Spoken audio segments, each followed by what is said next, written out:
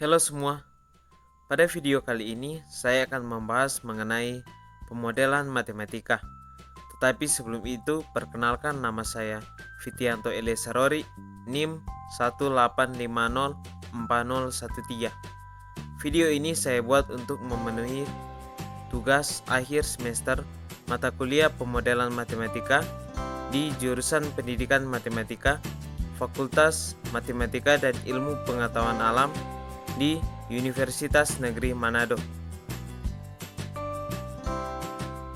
Masalah yang saya ambil untuk diselesaikan menggunakan pemodelan matematika adalah penyebaran hoax COVID-19 di tengah masyarakat.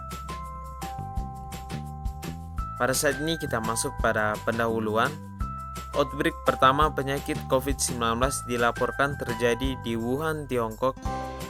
WHO telah menetapkan COVID-19 sebagai pandemi.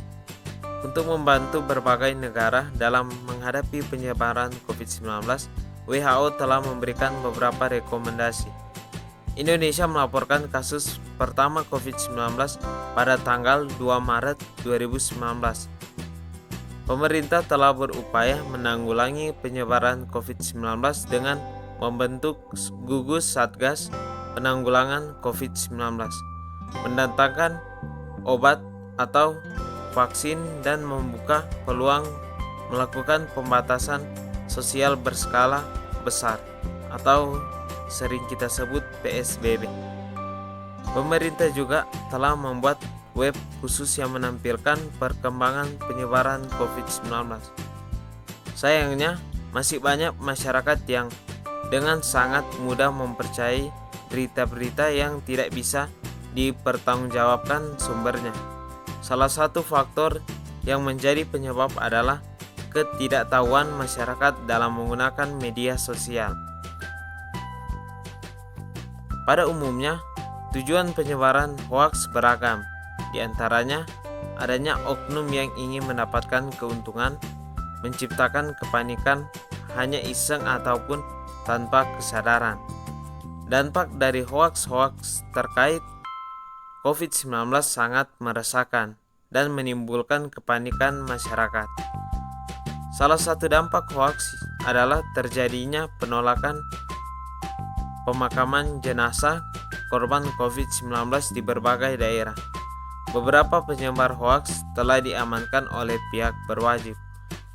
Untuk mempelajari masalah ini, kita bisa mengembangkan dan mengkajinya dengan model matematika.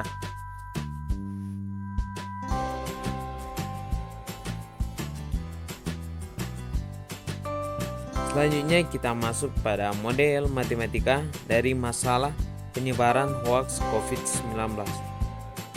Model matematika terkait dengan penyebaran rumor atau informasi dapat dibahas dengan model deterministik dan model stokastik.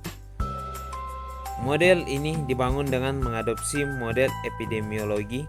Model tersebut terdiri dari 3 kompartemen, yakni subpopulasi yang belum mendapat rumor atau informasi, subpopulasi penyebar rumor, dan subpopulasi yang berhenti menyebarkan rumor.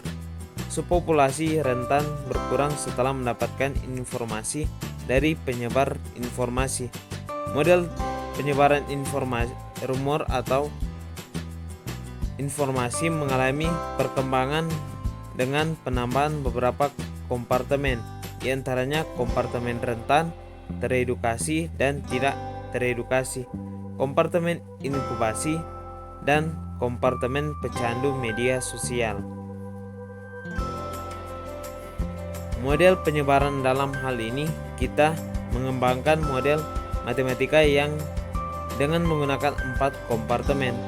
Populasi manusia dibagi menjadi 4 subpopulasi, yakni yang pertama subpopulasi masyarakat awam yang mulai aktif mencari informasi terkait wabah dan rentan terpengaruh hoaks atau kita bisa simbolkan dengan S. Yang kedua, subpopulasi masyarakat teredukasi dan paham masalah COVID-19, kita bisa simbolkan dengan E. Yang ketiga, subpopulasi penyebar hoaks tanpa kepentingan, kita bisa simbolkan dengan H. Dan yang terakhir, subpopulasi penyebar hoaks dengan kepentingan kita bisa simbolkan dengan P.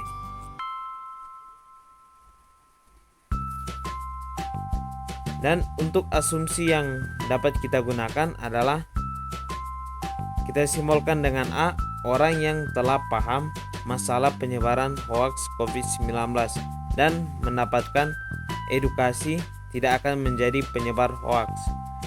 Kita simbolkan dengan B, penyebar hoaks dapat mempengaruhi masyarakat awam. Kita simbolkan dengan C, penyebar hoaks tanpa kepentingan masih dapat dipengaruhi oleh orang yang paham masalah COVID dan mendapatkan edukasi terkait informasi yang benar. Kita simbolkan dengan D, penyebar hoaks tanpa kepentingan dapat menjadi penyebar hoaks dengan kepentingan. Kita simbolkan dengan E, penyebar hoaks dengan kepentingan tidak dapat dipengaruhi untuk berhenti menyebarkan hoaks karena waktu wabah yang relatif singkat.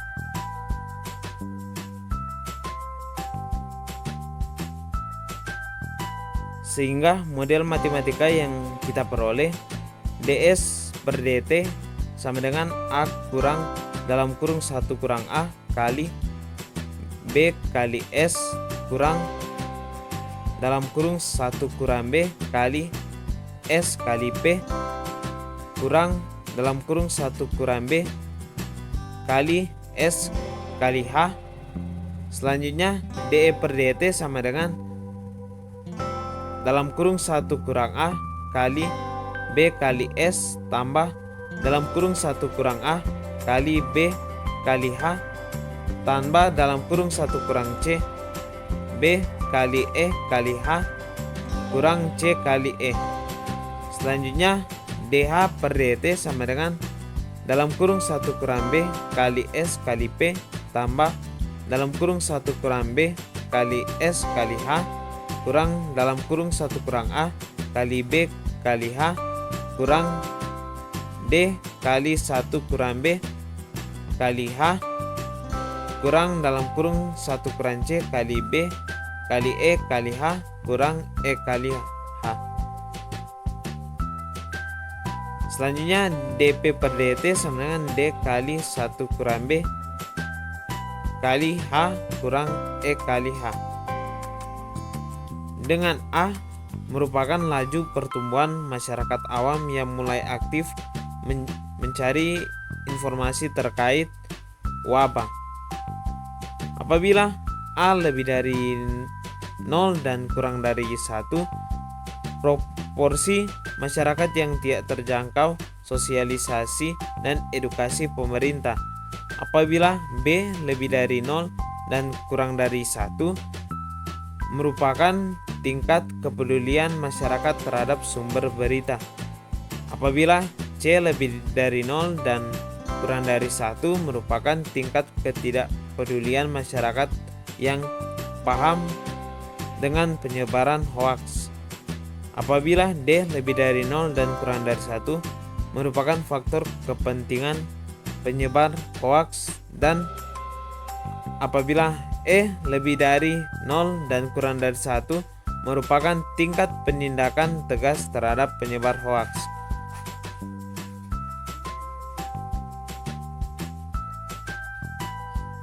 Selanjutnya kita masuk pada analisis dan simulasi. Yang pertama, titik kesetimbangan bebas penyebar hoaks.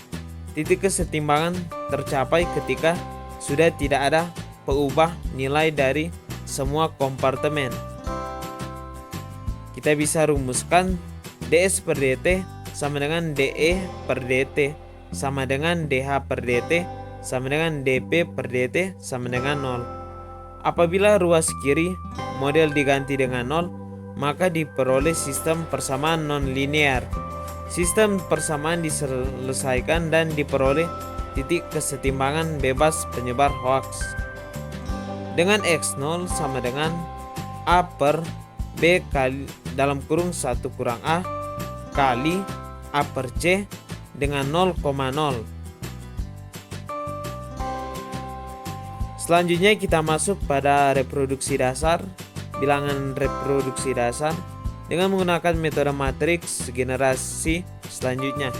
Diperoleh bilangan reproduksi dasar sebagaimana berikut. Sehingga diperoleh teorema berikut. R0 sama dengan A kali dalam kurung 1 kurang B per B kali 1 kurang dalam kurung 1 kurang A kali 1 per dalam kurung 1 kurang B kali D tambah dalam kurung 1 kurang A kali B tambah dalam kurung 1 kurang C kali A per C tambah E ditambah D kali 1 kurang B. Ini merupakan teorema 1. Titik kesetimbangan bebas penyebar hoaks X0 stabil jika R0 itu kurang dari 1 dan tidak stabil jika R0 lebih dari 1.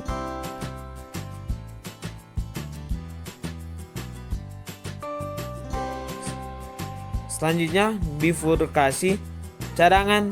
Misalkan kita pilih parameter bifurkasinya adalah E. Dengan melakukan sedikit manipulasi aljabar pada persamaan R0 sama dengan 1 akan diperoleh rumus E bintang sama dengan A kali 1 kurang B dalam kurung 1 kurang B kali 1 tambah D kali 1 kurang B dalam kurung kali 1 kurang B kali F tambah 1 kurang A kali B tambah 1 kurang C kali A per C kurang B kali 1 kurang A kali 1 kurang B kali D tambah 1 kurang A kali B tambah 1 kurang C kali A per C per 1 kurang A kali B kurang A kali dalam kurung 1 kurang B kuadrat kali D. Berdasarkan teorema 1, maka kita dapat memperoleh korolari berikut. Korolari 1, titik kesetimbangan bebas penyebar hoaks X0 stabil jika X E bintang kurang dari E dan tidak stabil jika E bintang lebih dari E. Selanjutnya, simulasi numerik. Simulasi numerik dilakukan dengan menggunakan metode Hamming-Runge Kutta Orde 4. Seperti yang dilakukan dengan memilih nilai parameter sebagaimana berikut. Seperti pada slide terdapat grafik hubungan antara R0 dan H dan grafik hubungan antara E dan H.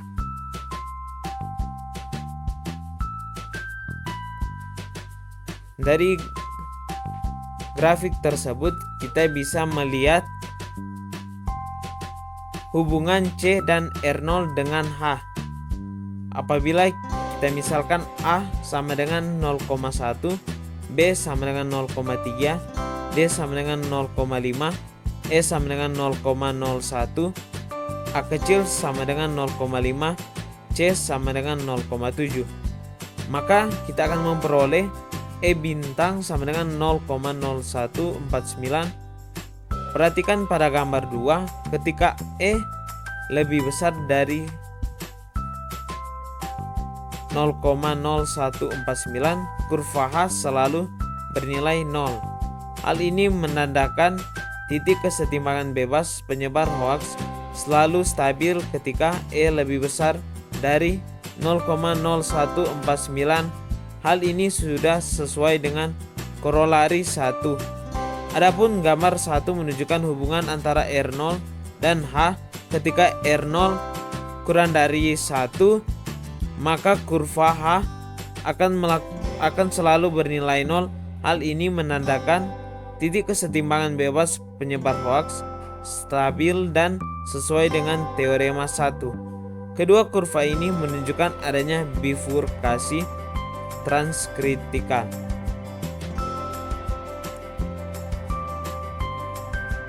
Selanjutnya kita masuk pada analisis sensitivitas. Analisis sensitivitas digunakan untuk mempelajari bagaimana hubungan antara parameter dengan R0. Berdasarkan bilangan reproduksi dasar, kita akan mengkaji sensitivitas R0 terhadap perubahan nilai tiap parameter. Metode yang paling banyak digunakan dalam epidemiologi adalah dengan menggunakan turunan parsial R0 terhadap masing-masing parameter model.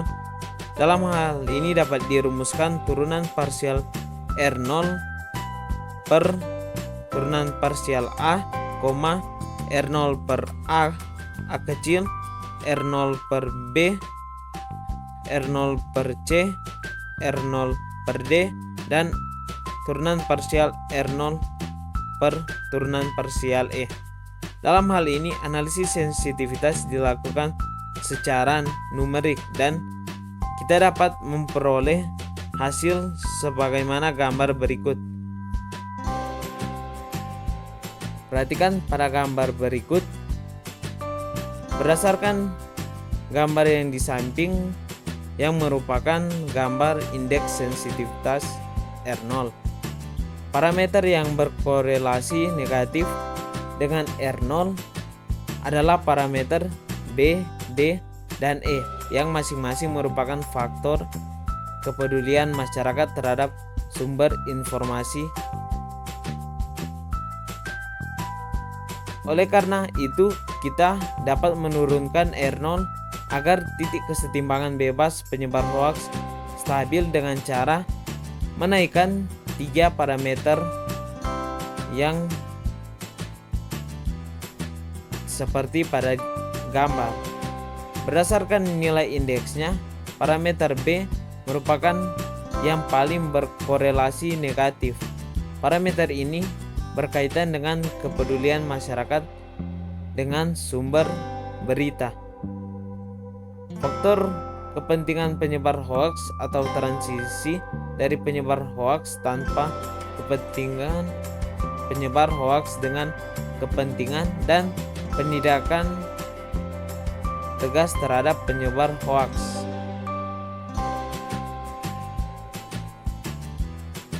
Tiga parameter yang berkorelasi positif adalah laju pertumbuhan jumlah masyarakat awam yang mencari informasi mengenai wabah. Kita bisa simbolkan dengan A.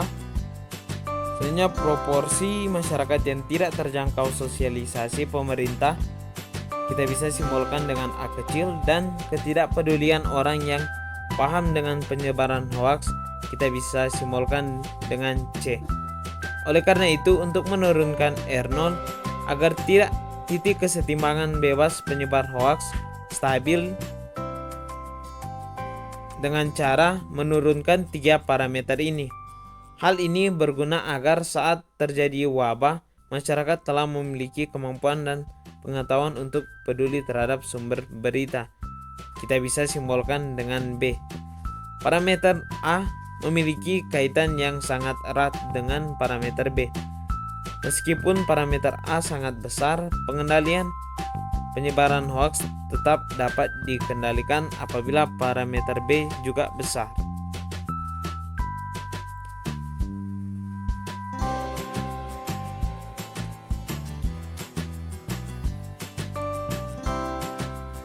Perhatikan grafik yang ada di slide.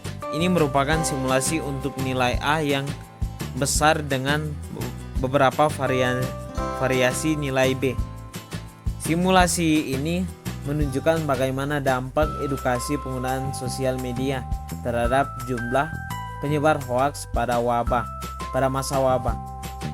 Kita perhatikan dari 3 simulasi dengan nilai B berbeda, penyebar hoaks akan selalu ada ketika tingkat kepedulian masyarakat terhadap sumber berita berada pada level kurang dari 40%. Ketika nilai A sangat besar, pengendalian sangat sulit dilakukan kecuali diadakan edukasi jauh hari sebelum wabah melanda. Simulasi dilakukan dengan menggunakan nilai parameter yang sama pada simulasi Nilai parameter penindakan tegas terhadap penyebaran hoaks diperbesar.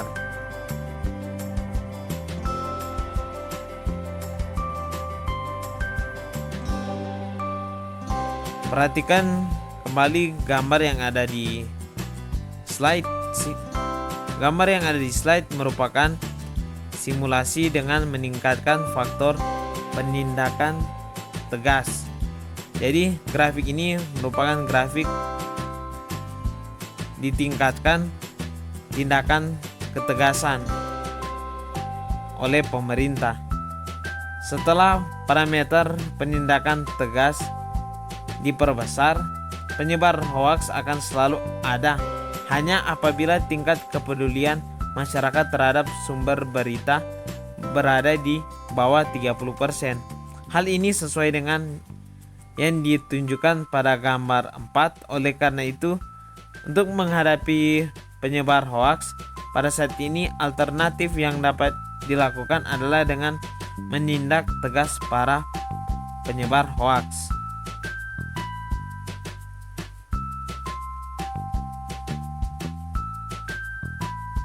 Selanjutnya, ini merupakan grafik hubungan parameter C dan B terhadap R0.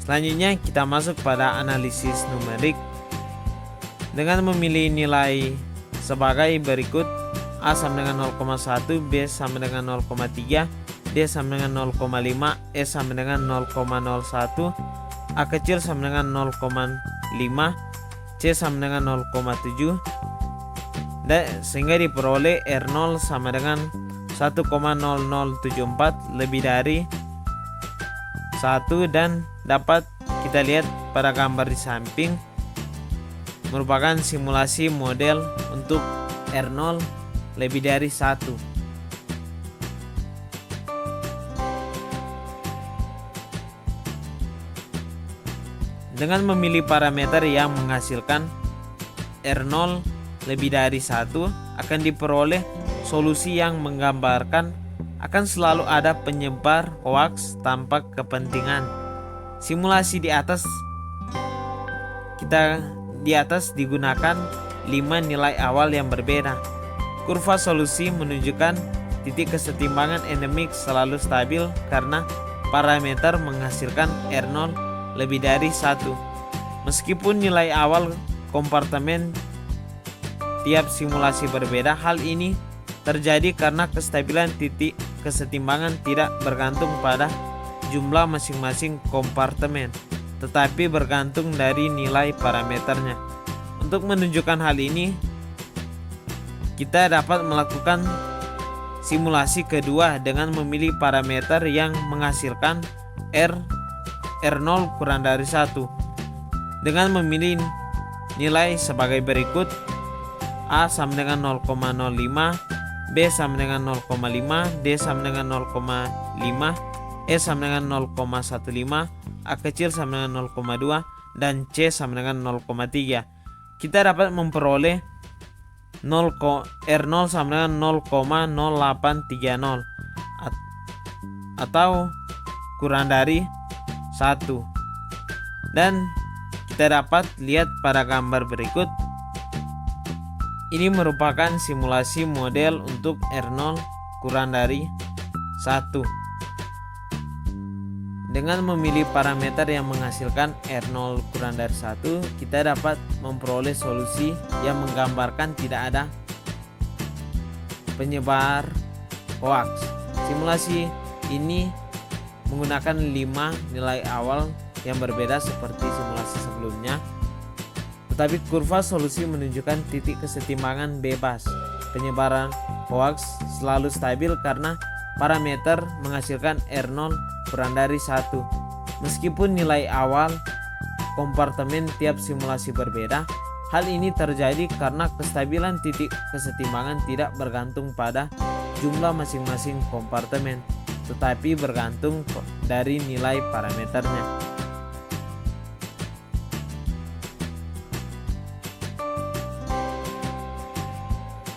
sehingga kita bisa mengambil kesimpulan untuk mengatasi banyaknya penyebaran hoaks selama masa wabah. Pemerintah harus memprioritaskan dilakukannya sosialisasi dan edukasi kepada masyarakat baik terkait wabah COVID maupun terkait penggunaan media sosial yang benar. Peningkatan laju pertumbuhan masyarakat awam yang mencari informasi terkait wabah dapat berdampak buruk terhadap angka penyebaran hoaks apabila pemerintah tidak melakukan sosialisasi dan edukasi yang radikal. Faktor kepedulian masyarakat terhadap sumber informasi dan berita memiliki pengaruh yang lebih besar terhadap pengendalian berita dan informasi hoaks dibandingkan ketidakpedulian masyarakat yang paham penindakan tegas oleh aparat hukum ataupun faktor kepentingan penyebar hoaks. Oleh karena itu, sebaiknya pemerintah mulai menggalakkan edukasi penggunaan media sosial agar kedepannya tidak terjadi hal yang sama. Penindakan tegas terhadap pelaku penyebar hoaks dapat menjadi alternatif akhir ketika jumlah penyebar hoaks mulai tak terkendali, karena masih kurangnya edukasi yang dilakukan selama ini sehingga masyarakat masih kurang peduli dengan sumber berita.